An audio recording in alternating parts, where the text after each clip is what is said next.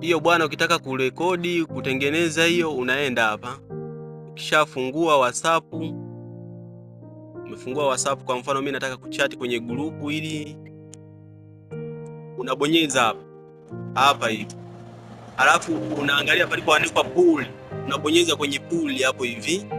Ukishaingia hapa, unaandika unataka nini. Unaweza kaandika nataka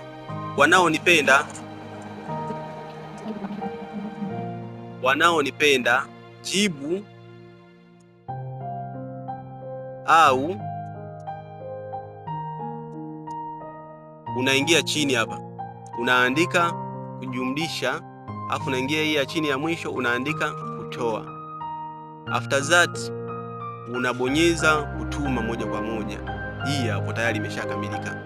Mtu akishaingia akibonyeza hapa, unaona, kwa maana hiyo huyu anaonekana anakupenda, ila akibonyeza hapa mtu anaonekana hakupendi.